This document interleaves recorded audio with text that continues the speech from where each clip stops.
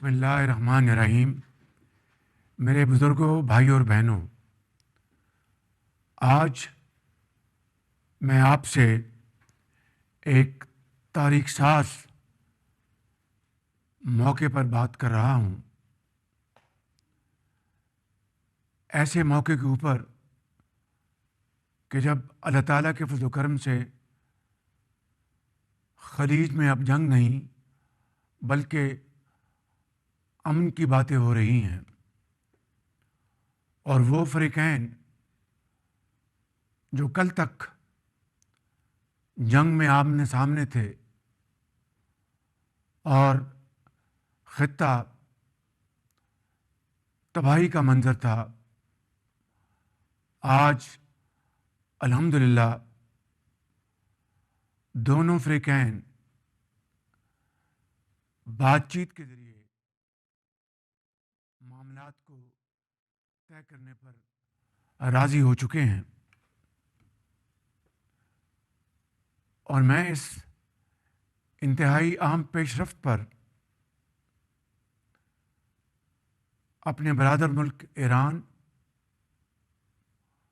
اور امریکہ کی لیڈرشپ کا تہ دل سے شکریہ ادا کرتا ہوں، جنہوں نے میری تجویز قبول کرتے ہوئے نہ صرف عارضی جنگ بندی پر اتفاق کیا بلکہ میری پرخلوص دعوت پر دونوں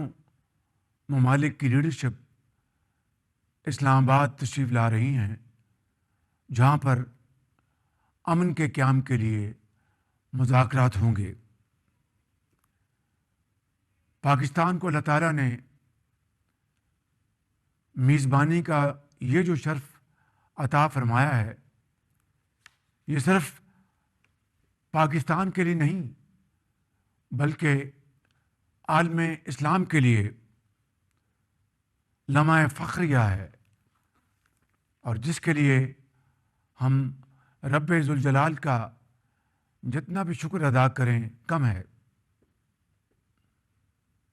میرے بزرگوں، بھائیوں اور بہنوں، ان نازک ترین لمحات میں پاکستان کی لیڈرشپ نے انتہائی محتاط انداز میں مگر بڑے اعتماد کے ساتھ دونوں فریقین کو عارضی جنگ بندی پر نہ صرف راضی کیا بلکہ اسلام آباد آنے کے لیے جو پرخلوص دعوت دی، اس کے لیے میں deputy prime minister Ishaq Dar صاحب اور ان کی ٹیم کو دن رات محنت اور خلوص دل کے ساتھ جو کام کیا، میں ان کو خراج تحسین پیش کرتا ہوں۔ اور یہاں پر میں خاص طور پر فیلڈ مارشل شہید عاصم منیر اور ان کی ٹیم کو دل کی گہرائیوں سے تحسین پیش کرتا ہوں، جنہوں نے انتھک محنت کے ذریعے جنگ کے شعلے بجھانے اور فریقین کو مذاکرات پر راضی کرنے کے لیے ایک کلیدی اور تاریخ ساز کردار ادا کیا۔ اس حوالے سے فیلڈ مارشل شہید عاصم منیر کی ان خدمات کو تاریخ ہمیشہ سنہرے الفاظ میں یاد رکھے گی۔ میرے بزرگوں، بھائی اور بہنوں، عارضی جنگ بندی کا اعلان ہو چکا، مگر اب اس سے بھی زیادہ کٹھن مرحلہ وہ دیر پا جنگ بندی کا ہے۔ وہ مذاکرات کے ذریعے الجھے ہوئے مسائل کو حل کرنے کا ہے، اور یہ مرحلہ جس کو انگریزی میں کہتے ہیں میک اور بریک کے متوازی ہے۔ میں آپ سب انتہائی قابل احترام بزرگوں، ماؤں، بہنوں اور بھائیوں کو درخواست کروں گا کہ آپ اللہ تعالیٰ کے حضور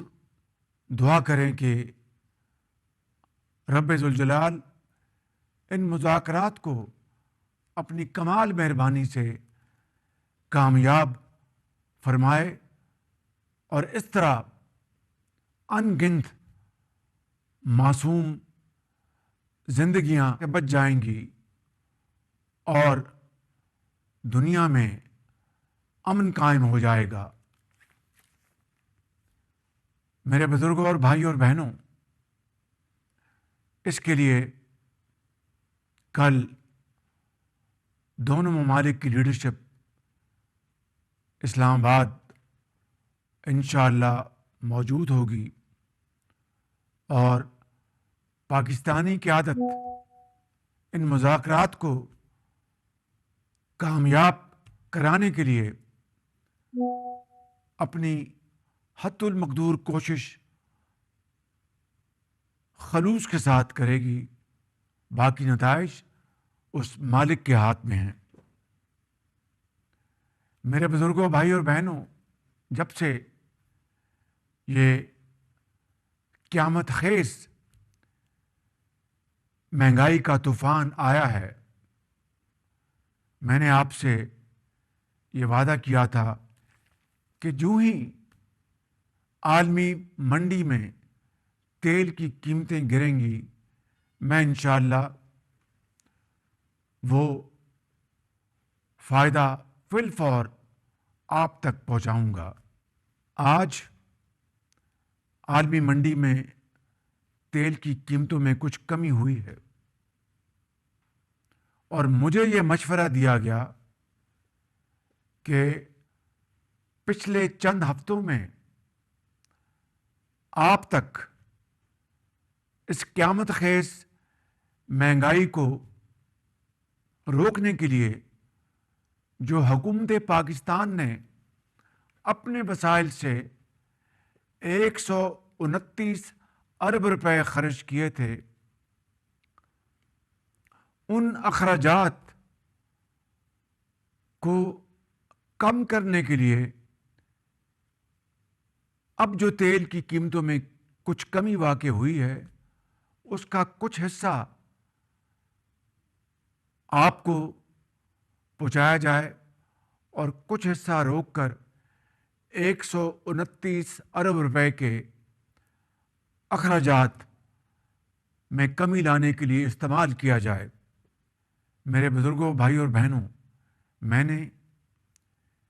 ایک لمحے کی تاخیر کے بغیر یہ تجویز مسترد کر دی ہے، اس لیے کہ جب قیمتیں آسمان سے باتیں کر رہی تھیں اور مہنگائی کا بوجھ آپ کے سر آنن فانن آ پڑا، میں نے اس بات کا خود مشاہدہ کیا کہ آپ نے کتنے صبر، تحمل اور برداشت کے ساتھ وہ مہنگائی کا بوجھ برداشت کیا، اور آج جب قیمتوں میں کچھ کمی واقع ہوئی ہے تو میں اس کو اپنی اخلاقی سیاسی ذمہ داری سمجھتا ہوں کہ اس کمی کا ایک ایک روپیہ آپ کے قدموں میں نچھاور کیا جائے۔ اس کے علاوہ میرے بزرگوں، بھائی اور بہنوں، آج کے اعلان کے حوالے سے جہاں پر تیل کی قیمتوں میں کچھ کمی واقع ہوئی، وہیں ہماری حکومت نے دیگر ذرائع سے کچھ وسائل جمع کر کے اور مالیاتی نظم و ضبط کے ذریعے اس میں اپنا بھرپور حصہ ڈالا ہے، کیونکہ گندم کی کٹائی شروع ہو چکی ہے اور اس مرحلے پر اپنے محنتی کسان کے لیے لاگت کم کرنا انتہائی ضروری ہے۔ اگر یہ نہ ہوا تو نہ صرف کسان کی محنت ضائع ہو جائے گی، بلکہ عام شہری کے گھر میں کھانے پینے کی اشیاء بھی مہنگی ہو جائیں گی۔ لہذا ڈیزل کی قیمت میں فی الفور 135 روپے فی لیٹر کی کمی کا اعلان کرتا ہوں۔ ڈیزل کی قیمت جو اس وقت 520 روپے فی لیٹر ہے، وہ آج رات 12 بجے کم ہو کر 385 روپے فی لیٹر آپ کو ڈیزل مہیا ہوگا، جس سے نہ صرف زرعی شعبے میں آسانی پیدا ہوگی، وہاں پر عام آدمی کے لیے پبلک ٹرانسپورٹ کے اخراجات میں بھی خاطر خواہ کمی آئے گی۔ اسی طریقے سے پیٹرول کی قیمت، جس میں نے پچھلے ہفتے 80 روپے فی لیٹر کمی کا اعلان کیا تھا، اس میں آج مزید 12 روپے کمی کا اعلان کر رہا ہوں، اور اس طرح پیٹرول کی قیمت آج رات 12 بجے 378 روپے سے کم ہو کے